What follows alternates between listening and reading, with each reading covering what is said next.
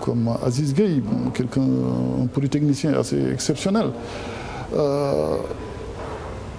Donc on a bouclé les études avec les Américains et ça c'est des études extrêmement poussées et coûteuses. Et ça il ne faut jamais que le Sénégal perde cela. Mais en fait, quelques services aux personnes autour du président avaient un projet beaucoup plus... On parle du projet Diafza. C'était le projet de Diafza. En fait, c'était assez vicieux. C'était le projet de zone économique spéciale. Donc, il y a une très grande zone qui a été délimitée vers Diamniadio, une zone adjacente à Diamniadio, et on disait que le président de la République pouvait étendre la zone spéciale par décret. C'est-à-dire qu'il suffisait d'un décret pour que Diamniadio fasse partie de la zone spéciale. Alors, moi, certaines personnes m'expliquaient que non, que en fait, ce que le président veut, c'est les autres, bon, en fait, ce qui tourne autour de lui, c'est qu'on fusionne les deux projets. J'avais du mal à y croire que non, je ne peux pas être aussi naïf. Juste ça, ce que lui-même le demande. Il demande, est-ce qu'il est possible d'unifier les deux projets? Bon, je dis que c'était politique. Une façon de lui dire que je ne vais pas du tout m'en mêler. Alors, les gens avaient la naïveté de penser qu'en fusionnant les deux projets, les Américains allaient prendre les 600 milliards et les mettre à la disposition de Diafza. Parce que dans le cadre de Diamniadio, en fait, on devait lancer un appel d'offres international pour la sélection en fait, de l'administrateur de la zone. Alors je me suis dit, mais non, c'est quand même pas possible. Les gens, comment ils peuvent penser que qu'ils peuvent duper comme ça la première puissance mondiale? Bon. Bon, voilà. Aussi, ces problèmes-là, vous dites que dans votre livre que tout cela, si on veut qu'aujourd'hui qu'on revienne aux fondamentaux, il faut repenser aux pères fondateurs. Et parmi les pères fondateurs, vous avez beaucoup parlé de Cheikh Ahmadou Bamba. Pour vous, c'est l'une des personnes, si le Sénégal prend exemple sur lui, pourrait être aujourd'hui quelque chose de très important pour le développement du pays. Alassane, d'abord, il faut l'étudier. Nous, on nous reproche d'avoir une civilisation orale. Pour une fois qu'un des nôtres passe toute sa vie à écrire, on ne le lit pas. Donc Cheikh Ahmadou Bamba a beaucoup écrit. Cheikh Ahmadou Bamba a énormément écrit. Et on ne le lit pas. Et quand on lit Cheikh Ahmadou Bamba, quand même, on découvre des choses extraordinaires, vraiment extraordinaires. Bon, d'abord sur sa vie et son œuvre, peut-être qu'on n'aura pas suffisamment de temps d'en parler. Et bon, le bon sens en fait qu'on tire de la lecture de ses œuvres, c'est que Jésus, Mohamed, lui-même, bon, c'est des réceptacles différents d'une même lumière. Bon, il n'y a rien d'extraordinaire, et ce n'est pas en contradiction avec les fondamentaux en fait de l'islam. Ça, je n'ai pas le temps, mais c'est des choses que j'ai développées dans le livre.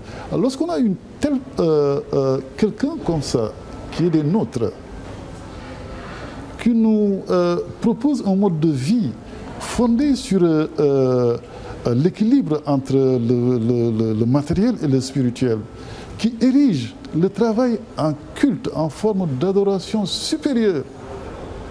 Alors, non. D'abord, on règle le problème du complexe. On n'est pas dans ces damnés de la nature qu'on veut nous faire croire. Dès lors qu'on a quelqu'un qui peut qui est porteur, il faut dire les choses telles quelles, qui est porteur en fait de la lumière prophétique, qui nous propose, qui montre que non, que rien n'est, il l'a donné par son exemple, rien n'est inaccessible. D'abord, c'est l'organisation, c'est la foi, la détermination et le travail. Comme il lui-même dit, le salaire de la paresse, c'est l'esclavage. Hein. Et ça, en fait, il n'y a pas, tu ne copies pas un autre. Parce que vous pensez qu'on n'a pas suffisamment pris ces modèles-là pour nos pays. Mais comment peux-tu copier quelqu'un? Comme les gens appellent aux États-Unis les pères fondateurs. Comment peux-tu copier quelqu'un, avoir comme référence quelqu'un d'autre, avoir comme référence Mars ou je ne sais pas moi, ou ces Occidentaux que nos élites aiment bien en fait copier, singer, il faut dire, et espérer dépasser cela. Non. Cheikh Ahmadou Bamba, il nous dit que c'est possible. Mais c'est quoi? C'est la détermination, c'est l'organisation, c'est le travail. Dès lors, rien ne vous sera inaccessible. Alors, bon, malheureusement, je n'aurai pas suffisamment de temps de développer là-dessus. Donc, cet aspect me semble quand même extrêmement important parce qu'il faut voir les civilisations qui ont dominé l'humanité. C'est quand on prend le monde anglo-saxon, c'est sur les valeurs en fait du calvinisme, les valeurs du travail proposées par le calvinisme, proposées par le protestantisme. Quand on prend les Chinois, c'est les valeurs du confucianisme, du taoïsme, du bouddhisme. Ce sont leurs valeurs propres. C'est sur ce substrat en fait qu'ils prennent appui en fait pour se développer et viser les cimes en fait de la précédence. Bon, mais nous on pense, on a l'illusion qu'on peut s'appuyer, avoir comme référent l'Occident, bon, et dépasser un jour l'Occident. Alors que au fond, vous pensez que le développement doit être endogène et partir de nos propres cultures? Il faut s'ouvrir.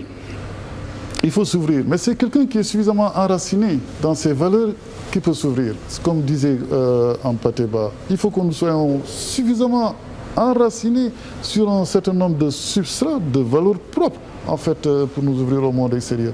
Il faut qu'on s'ouvre, qu'on prenne tout ce qu'il y a de positif dans les autres cultures, dans les autres civilisations. Mais notre substrat, le fondement, ce sont nos valeurs propres. Et là, et par rapport à ça, Cheikh Ahmadou Bamba, non seulement nous propose un modèle, mais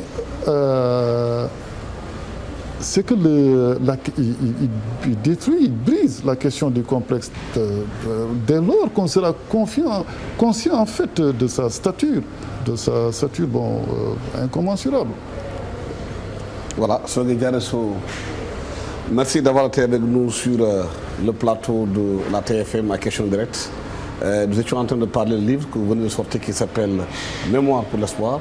Et dans ce livre un peu autobiographique, mais qui parle aussi de votre parcours, qui revient aussi sur les différentes expériences que vous avez vécues dans votre carrière, parle fondamentalement de la question de leadership du Sénégal et comment sortir de la misère dans laquelle nous sommes.